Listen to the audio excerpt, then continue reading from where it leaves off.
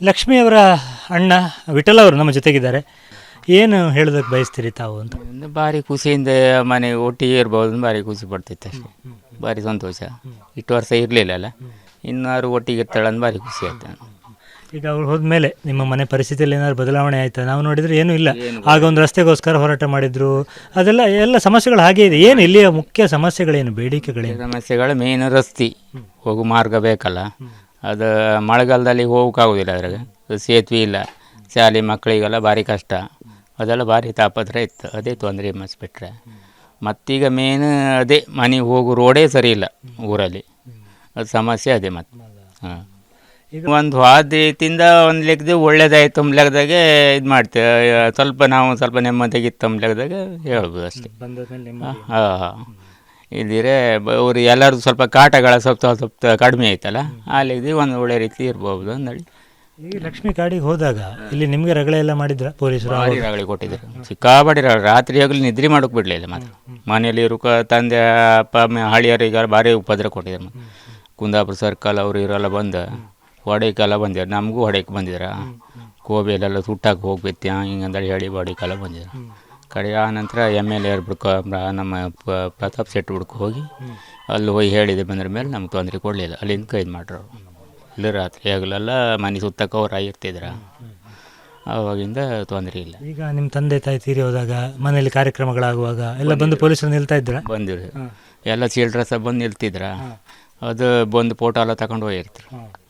ಅವ್ರಿಗೆ ಕಾರ್ಯ ಎಲ್ಲ ಮಾಡುವಾಗ ಬಂದು ತಗೊಂಡು ಹೋಗ್ತಿದ್ರು.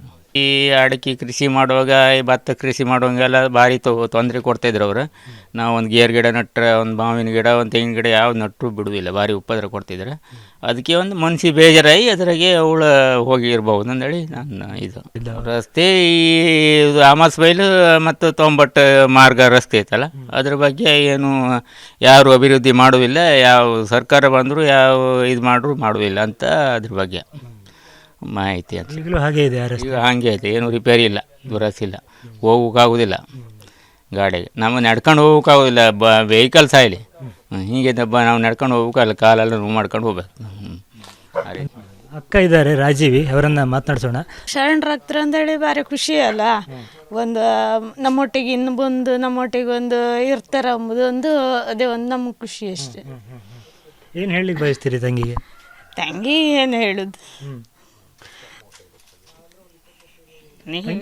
ತಂಗಿ ಹೋದ ಮೇಲೆ ನಿಮ್ಮ ಕಷ್ಟ ಏನಾದರೂ ಬಗೆಹರಿತಾ? ಇಲ್ಲಿ ಅಪ್ಪ ಅಮ್ಮ ಹೇಗೆ ಅವಳನ್ನು ಹೇಗೆ ನೆನಪು ಮಾಡ್ಕೋತಾ ಇದ್ರು? ಏನು ಹೇಳಿದ್ರೆ ಪೊಲೀಸ್ನವರದ್ದ ಇವರದ್ದು ಡಿಪಾರ್ಟ್ಮೆಂಟಿನವರದ್ದೆ ಅಂತ ಒಂಚೂರು ನೆಮ್ಮದಿಯಾಗಿತ್ತಷ್ಟೆ. ಮತ್ತೆ ಕಷ್ಟನೇ, ಕೆಲ್ಸಕ್ಕೆ ಹೋಗ್ಬೇಕು, ಸಾಲ ಮಾಡೋದು ಮಾಡ್ಕೊಂಡೈತೆ, ಅದೇ ಕಷ್ಟನೇ. ಲಕ್ಷ್ಮಿ ಏನು ಮಾಡ್ತಿದ್ದಾಗ ಕೂಲಿ ಕೆಲಸವೇ? ಹಾಂ, ಇಲ್ಲ ಪೊರಸಲ್ಲ ಚಾನಲ್ ಕೆಲ್ಸಕ್ಕೆ ಹೋಗ್ತಿದ್ದ, ಸೊಂಡೂರು ಕಂಪ್ನಿ ಕೆಲ್ಸಕ್ಕೆ ಹೋಗ್ತಿದ್ದೆ. ಇಲ್ಲೆಲ್ಲ ಇದು ಮಾಡೋದೆ 7ನೇ ಕ್ಲಾಸ್, ನಮ್ಮೆಲ್ಲರ್ಕಿಂತ ಶಾಲೆಗೆ ಹೋಗಿದ್ದು ಅವಳು ಜಾಸ್ತಿ. ಹಾಂ, 7ನೇ ಕ್ಲಾಸ್ವರೆಗೆ ಹೋಗಿದ್ದಾರೆ. ನಾವೆಲ್ಲ ಇದಕ್ಕೆ ನಾವು ಮುಂದೆ ಹೋಗ್ಬೇಕು, ನಮ್ಗೆ ಕಲಿಸುವರಿಲ್ಲ, ಹಾಗಾಗಿ. ಏನು ಹೇಳ್ತೀರಿ ಈಗ ತಂಗಿ ಬಂದ ಕೂಡಲೇ ಮೊದಲು ಏನು ಮಾತಾಡೋದು? ಮೊದಲು ಏನು ಮಾತಾಡೋದು, ಮುಂಚೆ ಇಲ್ಲಿವರೆಗೆ ಇರಲಿಲ್ಲಲ್ಲ ನಮ್ಮೊಟ್ಟಿಗೆ, ಒಂದು ಖುಷಿ ಅಷ್ಟೇ, ಖುಷಿ ವಿಚಾರ. ಒಂದು ಇನ್ನಾದರೂ ಒಂದು ಒಳ್ಳೆ ರೀತಿಯಿಂದ ಒಟ್ಟಿಂದ ಇರ್ಬೋದಲ್ಲ, ಅದೇ ಒಂದು ಖುಷಿ ಅಷ್ಟೇ. ಅಪ್ಪ ಅಮ್ಮ ತುಂಬ ನೆನಪು ಮಾಡ್ಕೊಳ್ತಾ ಇದ್ರ ಲಕ್ಷ್ಮಿಯನ್ನಿದ್ದಾಗ? ಅಪ್ಪ ಅಮ್ಮ ತಿರುವುದೆಲ್ಲ ಫುಲ್ಲು ಮರ್ಕಿದ್ಲು, ಬರ್ಲಿಕ್ಕೆ ಆಗೋದಿಲ್ಲ, ನೋಡ್ಲಿಕ್ಕೆ ಆಗೋದಿಲ್ಲ ಅಂತ. ಸ್ಥಳೀಯ ಮುಖಂಡರಾದಂತಹ ನಾರಾಯಣ ಪೂಜಾರಿ ಅವರು ನಮ್ಮ ಜೊತೆಗಿದ್ದಾರೆ. ಲಕ್ಷ್ಮಿ ಬಿಡುಗಡೆ ಯಾವ ಥರದ ಒಂದು ಖುಷಿ ತಮಗೆ ಅಂತ, ಸರೆಂಡರ್ ಆಗ್ತಾ ಇರುವಂಥದ್ದು ಮತ್ತು ಸರ್ಕಾರ ಅದನ್ನು ಒಪ್ಪಿಕೊಳ್ತಾ ಇರುವಂಥದ್ದು, ಎಲ್ಲ ಬೆಳವಣಿಗೆಯ ಬಗ್ಗೆ ಊರಿನವರಾಗಿ ಏನು ಹೇಳೋದಕ್ಕೆ ಬಯಸ್ತೀರಿ? ಮೊದಲನೇದಾಗಿ ಸರ್ಕಾರ ಈ ನಕ್ಸಲ್ ಶರಣಾಗತಿಯ ವಿಷಯವನ್ನು ಪ್ರಸ್ತಾಪಿಸಿ ಸಂಪೂರ್ಣ ನಕ್ಸಲ್ ನಿರ್ಮೂಲನೆ ಮಾಡುವ ವಿಷಯದಲ್ಲಿ ಹೋರಾಟ ಮಾಡಿದ್ದು ಸ್ವಾಗತಾರ್ಹ. ಅದರಂತೆ ನಮ್ಮೂರಿನ ಲಕ್ಷ್ಮಿಯನ್ನು ಹುಡುಗಿ ಹೋಗಿ ಕೆಲವು ವರ್ಷ ಆಯಿತು, ಸಣ್ಣ ಚಿಕ್ಕ ಪ್ರಾಯದಲ್ಲೇ ನಕ್ಸಲೈಟ್ ಜೊತೆಲಿ ಹೋಗಿದ್ಲಂತ ನಾವು ಕೇಳಿದ್ದು ಫಸ್ಟಿಗೆ. ನೆಕ್ಸ್ಟ್ ಅವಳು ಟೀಮಿನ ಜೊತೆಯಲ್ಲೇ ನಮ್ಮ ಊರಿಗೆ ಬಂದಾಗ ಮಾತ್ರ ನಮ್ಗೆ ಅವಳು ನಕ್ಸಲೈಟ್ ಜೊತೆಲಿ ಇದ್ಲು ಅಂತ ಗೊತ್ತಾಗಿತ್ತು. ಏನೋ ಬೆಳಿಬೇಕಂತ ಆದಂಥ ಹುಡುಗಿ ಮನೆಯಲ್ಲಿ ಏನೋ ಆರ್ಥಿಕ ಸಮಸ್ಯೆಯಿಂದ ಮತ್ತು ಊರಿನ ಅವರು ಯಾರೂ ಅವರಿಗೆ ಬೆಂಬಲ ಇಲ್ಲದೆ ಅವರು ಸಮಸ್ಯೆ ಎದುರಿಸಿ ಲಾಸ್ಟಿಗೆ ಅವರು ಇದೊಂದೇ ಮಾರ್ಗ ಅಂತ ನಕ್ಸಲೈಟ್ ಜೊತೆಲಿ ಹೋದ್ಲಂತ ಅವ್ರ ಮನೆಯವ್ರು ಕೇಳಿದ್ದು ನಾವು. ಅವಳು ಹೋದ ಕಾರಣ ಏನಂತ ಹೇಳಿದ್ರೆ ನಮ್ಮೂರಲ್ಲಿ ಭಾಳ ಸಮಸ್ಯೆ, ಇವಾಗಲೂ ಸಮಸ್ಯೆ ಪರಿಹಾರ ಆಗಲಿಲ್ಲ. ಅವಳೀಗ ಹೋಗಿ ನಕ್ಸಲೈಟ್ ಜೊತೆಲಿ ಹೋಗಿ ಹೋರಾಟ ಮಾಡಿ ಈಗ ಅವಳು ಶರಣಾಗತಿ ಆಗೋ ವಿಷಯ ಅಂತೂ ತುಂಬ ಖುಷಿಯಾಗಿದೆ. ನಮ್ಮೂರಿನ ಹೆಣ್ಮಗಳು, ನಮ್ಮೂರಿನವ್ರು ಒಟ್ಟು ಬಾಳಿ ಎಲ್ಲ ಕಾರ್ಯಕ್ರಮದಲ್ಲಿ ಭಾಗವಹಿಸಿ ಇರಬೇಕಾದ ಹುಡುಗಿ, ಕಾಡಲ್ಲಿದ್ದಳು ಅವಳು, ಎಷ್ಟೋ ಕಷ್ಟಪಟ್ಟಿದ್ಲು. ಅವಳೀಗ ಊರಿಗೆ ಬರೋ ವಿಷಯ ಕೇಳಿ ನಮ್ಮ ಊರಿಗೆ ನನಗಂತೂ ತುಂಬ ಸಂತೋಷ ಆಗಿದೆ. ಮತ್ತು ಅವರ ಮನೆ ಪರಿಸ್ಥಿತಿ ಎಲ್ಲ ನೀವು ನೋಡ್ತೀರಿ, ಏನು ಅದರಲ್ಲೇನು ದೊಡ್ಡ ಬದಲಾವಣೆ ಆಗಿಲ್ಲ ಅಂತೇಳಿ ಯಾವ ವಿಷಯಗಳನ್ನ ಇಟ್ಕೊಂಡು ಹೋರಾಟ ಮಾಡ್ತಾ ಬಂದಿದ್ದು ಲಕ್ಷ್ಮಿ, ಅದಕ್ಕೆ ಮತ್ತೆ ಬಂದು ಈಗ ಪ್ರಜಾಪ್ರಭುತ್ವ ವ್ಯವಸ್ಥೆಯಲ್ಲಿ ಮತ್ತೆ ಹೋರಾಟ ಮಾಡಬೇಕಾದ ಅನಿವಾರ್ಯತೆ ಇದೆ ಅಂತ ಅನಿಸುತ್ತೆ. ಅಂದರೂ ಸಮಾಜಮುಖಿಯಲ್ಲಿ ಬಂದು ಪುನಃ ಹೋರಾಟ ಮಾಡಬೇಕಾದ ಅನಿವಾರ್ಯತೆ ಇದೆ ನಮ್ಮೂರಿನ ಪರಿಸ್ಥಿತಿಯಲ್ಲಿ. ಈಗ ನೀವು ಉದಾಹರಣೆ, ನೀವೀಗ ಬಂದು ರೋಡ್ ನೋಡಿದಿರಲ್ಲ ಸರ್, ಇವತ್ತು ಸರ್ಕಾರ ನಕ್ಸಲ್ ಪ್ಯಾಕೇಜ್ ಅಂತ ಘೋಷಣೆ ಮಾಡ್ತಾ ಇದೆ ವರ್ಷ. ಆ ನಕ್ಸಲ್ ಪ್ಯಾಕೇಜ್ ಹಣ ಯಾವುದೋ ಊರಿಗೆ ತಗೊಂಡೋಗಿ ಹಾಕ್ತಾರೆ. ಅದು ನಮಗೂ ಕಿವಿಗೂ ಬಿದ್ದಿದ್ದು ವಿಷಯಗಳುಂಟು. ನಮ್ಮೂರಿಗೆ ಮಾತ್ರ ನಕ್ಸಲ್ ಪ್ಯಾಕೇಜ್ ಹಣ 1 ರೂಪಾಯಿನೂ ಹಾಕಲಿಲ್ಲ. ಇದು ಯಾಕೆ ತಾರತಮ್ಯ ಮಾಡ್ತಾ ಇದ್ದಾರೆ ಅಂತ ಗೊತ್ತಿಲ್ಲ. ಈಗ ಇಲ್ಲಿಂದ 1 ಕಿಲೋಮೀಟ್ರ್ ಮುಂದೆ ನೀವು ರೋಡ್ ಹೊಳೆ ನೋಡಿದ್ರಿ, ಆ ಹೊಳೆಗೆ ಬ್ರಿಡ್ಜ್ ಆಗಲಿಲ್ಲ. ಆ ಹೊಳೆ ದಾಟಿದ ತಕ್ಷಣ ಗೌರ್ಮೆಂಟ್ ಆಸ್ಪತ್ರೆ ಇದೆ, ಶಾಲೆ ಇದೆ. ಈ ಮಕ್ಕಳು ಹೊಳೆ ದಾಟಿ ಹೋಗ್ಲಿಕ್ಕೆ ಅಲ್ಲೇ ಪಕ್ಕದಲ್ಲಿ ಒಂದು ಫುಟ್ ಬ್ರಿಡ್ಜ್ ಇದೆ. ನಾನೀಗ ವಾಪಸ್ ಹೋಗುವಾಗ ನಿಮ್ಗೆ ತೋರಿಸ್ತೇನೆ. ಆ ಫುಟ್ ಬ್ರಿಡ್ಜ್ 75 ಇಸ್ವಿಯಲ್ಲಿ ಆಗಿದ್ದು, ಅದೀಗ ಕುಸಿದು ಬೀಳೋ ಪರಿಸ್ಥಿತಿಯಲ್ಲಿದೆ. ಅದ್ರ ಪಕ್ಕ ಒಂದು ಬ್ರಿಡ್ಜ್ ಆಗಿ ವ್ಯವಸ್ಥೆ ಮಾಡಬೇಕಂತ ಅವಳು ಹೋರಾಟ ನಕ್ಸಲೈಟ್ ಜೊತೆಲಿ ಮೊದಲು ಮಾಡಿದ್ಲು. ನಾವು ತುಂಬ ಹೋರಾಟ ಮಾಡಿದ್ದು ಊರಲ್ಲಿ. ಇದರಲ್ಲಿ ರಾಜಕೀಯ ಪ್ರಶ್ನೆ ಇಲ್ಲ, ಎಲ್ಲರೂ ಹೋರಾಟ ಮಾಡಿದರು. ಆದರೆ ಈ ರಾಜಕಾರಣಿಗಳು ಏನು ಮಾಡ್ತಾಯಿದ್ರು, ನಮ್ಮ ಮುಂಗೈಗೆ ಬೆಲ್ಲ ಹಚ್ಚಿ ಪ್ರತಿ ಇಲೆಕ್ಷನಲ್ಲೂ ಮುಂದೂಡ್ತಾ ಇದ್ರು. ಇದ್ರ ಬಗ್ಗೆ ತುಂಬ ಬೇಸರ. ಮಳೆಗಾಲ ಭಾಳ ಕಠಿಣ ಇಲ್ಲಿ ಅಂತ ಕೇಳಿದ್ದೇನೆ, ಏನೆಲ್ಲ ತೊಂದರೆ ಆಗುತ್ತೆ ಆ ಸಂದರ್ಭ? ಮಳೆಗಾಲದಲ್ಲಿ ವೆಹಿಕಲ್ಸ್ ಬರುವುದಿಲ್ಲ, ಒಂದು ರಿಕ್ಷಾನೂ ಬರುವುದಿಲ್ಲ.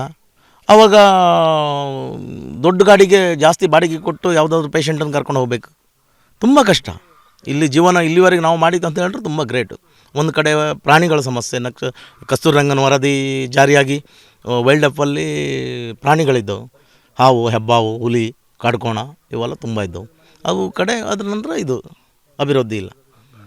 ಅವಳಿಗೆ ಏನು ಪ್ಯಾಕೇಜ್ ಕೊಡ್ತೀರಾ ಅದ್ರ 2ರಷ್ಟು ಕೊಡಿ ಅಂತ ಹೇಳ್ದೆ. ಯಾಕಂದರೆ ಅವಳ ಆರ್ಥಿಕ ಪರಿಸ್ಥಿತಿ ಭಾರಿ ಕಷ್ಟ ಇದೆ. ಮುಂದೆ ಮತ್ತೆ ಪುನಃ ನಮ್ಮ ಕೈ ತಪ್ಪಿ ಹೋಗಬಾರ್ದು ಅವಳು.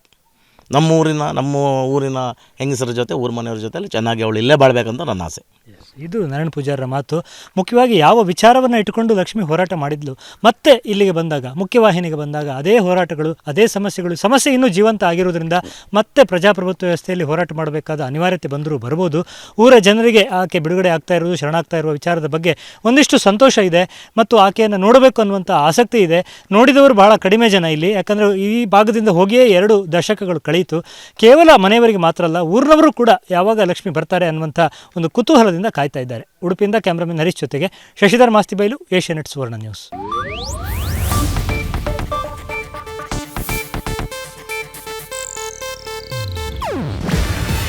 ಇದು ಏಷ್ಯಾನೆಟ್ ನ್ಯೂಸ್ ನೆಟ್ವರ್ಕ್ ಪ್ರಸ್ತುತಿ. ನೀವು ನೋಡ್ತಿದ್ದೀರಾ ಏಷ್ಯಾನೆಟ್ ಸುವರ್ಣ ನ್ಯೂಸ್.